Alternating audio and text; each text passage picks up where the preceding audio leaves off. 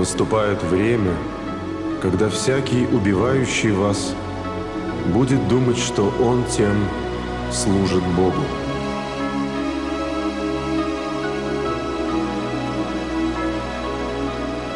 Первые христиане.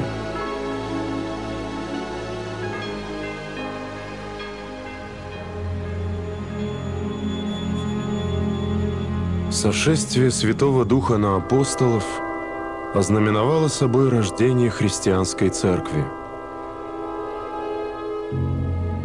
Благодаря апостольской проповеди число последователей Христа увеличивалось с каждым днем. Верующие ежедневно приходили в храм и слушали проповедь апостолов, а в воскресные дни собирались по домам для совершения богослужения.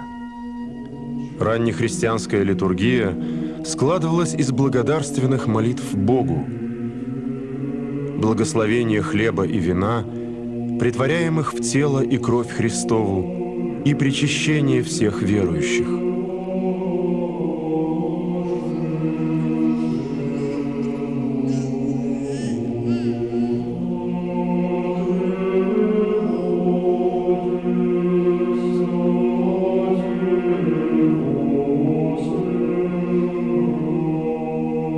После совершения таинства верующие вновь читали молитвы, пели псалмы, слушали апостольские поучения и толкования Священного Писания. Первые христиане относились друг к другу с любовью и почтением, так что, по свидетельству современников, у них были как бы одно сердце и одна душа.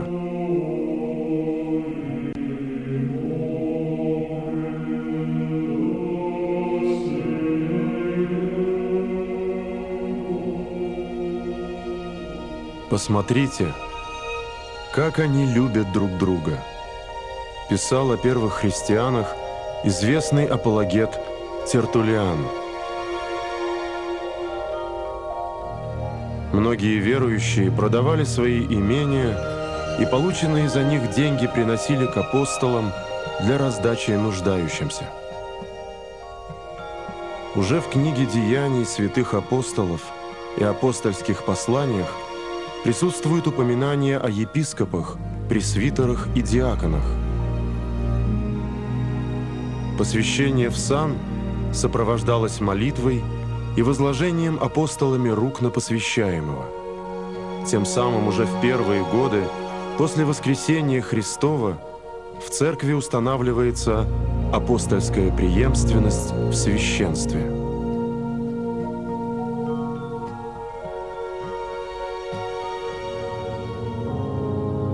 Распространение христианской веры вызывало озлобление среди иудеев.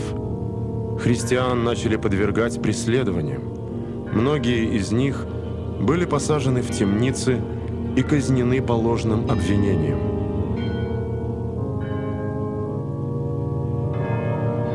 Но христиане подвергались преследованиям не только от бывших единоверцев. Язычники также смотрели на христиан с опасением, ведь они не поклонялись идолам и не приносили жертв в языческие праздники.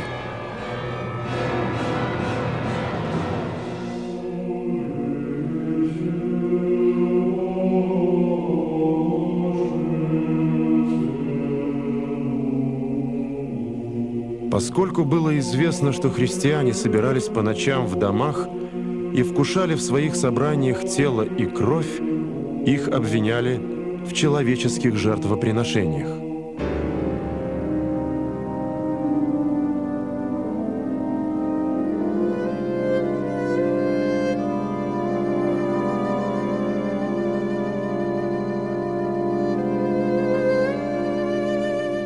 Жестокие преследования обрушились на христиан со стороны римских властей. Первый период гонений пришелся на правление императоров Нерона и Домициана.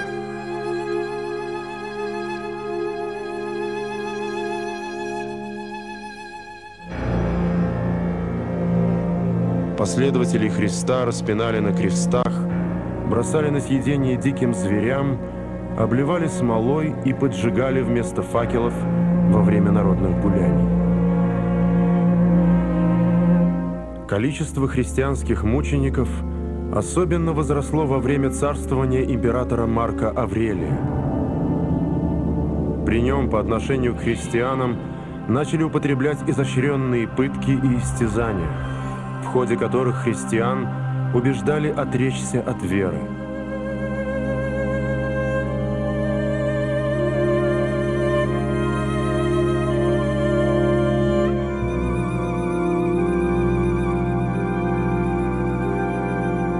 Последняя вспышка гонений произошла в период правления императора Диоклетиана.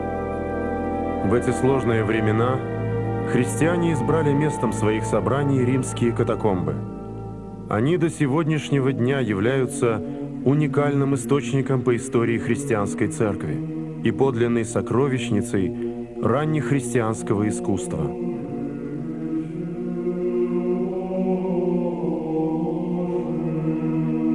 Жестокие гонения не остановили распространение христианства. Скорее наоборот, гонения только укрепляли веру и способствовали приходу в церковь новых людей. Язычников многое удивляло в поведении христиан. Они ограничивали себя в пище, не посещали зрелищ, делились своим богатством с нищими и неимущими, не мстили своим врагам. Напротив, относились к ним с любовью и состраданием. Несмотря на усердие римских властей в деле искоренения христианства, к началу IV века последователей Христа можно было встретить во всех слоях общества, от патрициев до рабов.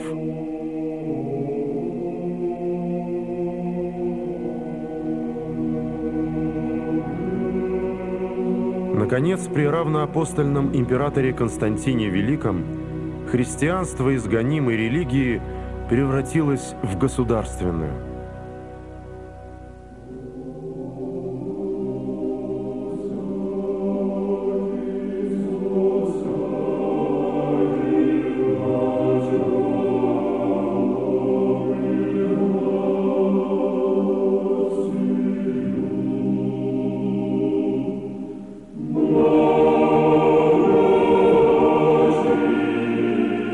Христианская церковь основана на крови мучеников.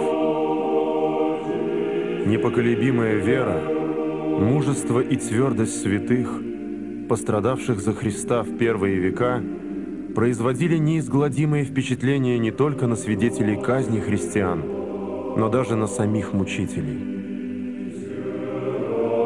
Известно много случаев, когда палачи сами обращались к Богу и принимали мученичество вместе со своими бывшими жертвами.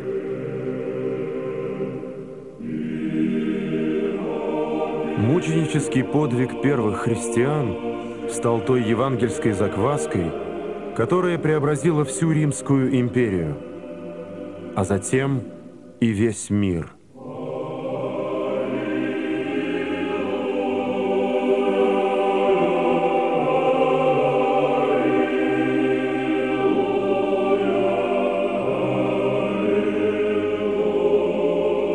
Так да светит свет ваш пред людьми, чтобы они видели ваши добрые дела и прославляли Отца вашего Небесного.